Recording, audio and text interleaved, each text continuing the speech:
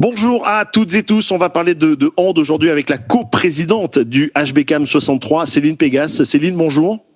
Bonjour Jérôme. Céline, je dis coprésidente, on va citer la personne qui préside avec toi. Christophe Roch. Voilà, c'est important. On salue Christophe, qui ne pouvait pas être présent avec nous à l'occasion de cette interview. Céline, un point sur la situation sportive avec la crise sanitaire. Tu en es où avec l'ensemble des équipes, avec l'équipe Fagnon et puis également l'ensemble de la formation et des jeunes? Sur les 4 équipes, seule l'équipe en D2 a eu une dérogation pour pouvoir jouer, puisque nous étions pas encore professionnels, mais du coup, on nous a permis de rejouer. On vient de recommencer le championnat et ça fait du bien de retrouver un petit peu les terrains. Malheureusement, les moins de 15, moins de 17 et la N2 sont à l'arrêt.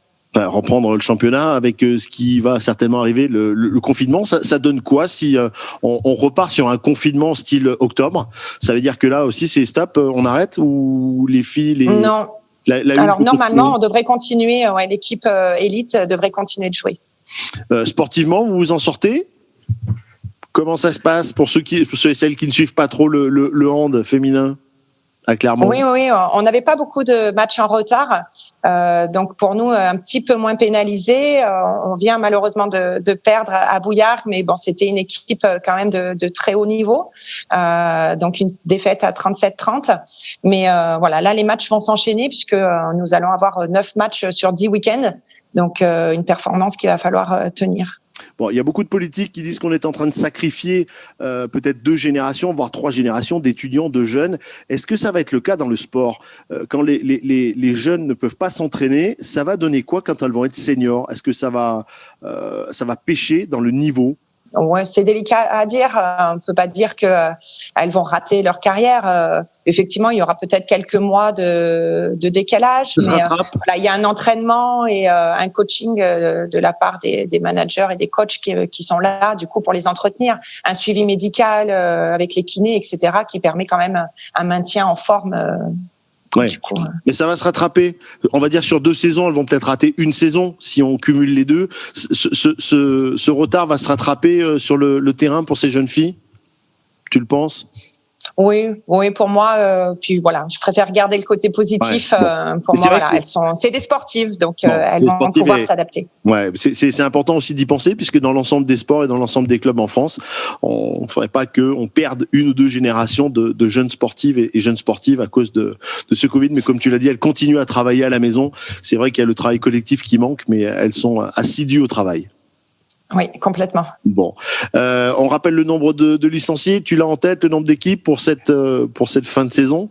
Pas même oui, donc le HBCAM détient 4 équipes, donc moins de 15, moins de 17, la N2 et la D2.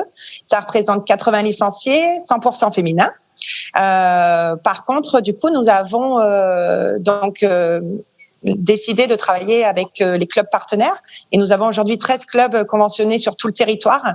On a préféré travailler dans ce sens. Ça nous permet déjà de travailler en collaboration avec tous les clubs.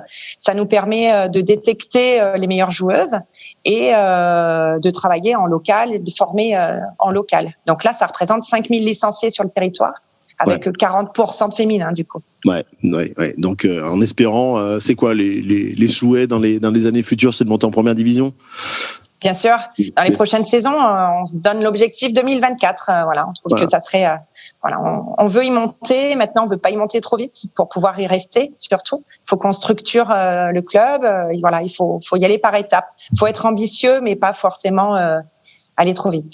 2024, monter en première division, médaille d'or aux Jeux Olympiques à Paris, tout va bien. Oui, on verra ça. On verra ça. Merci beaucoup Céline pour ce témoignage et ce point avec ton club à l'occasion et à cause de cette crise sanitaire. Merci beaucoup Céline Pégas, coprésidente du HBCAM 63.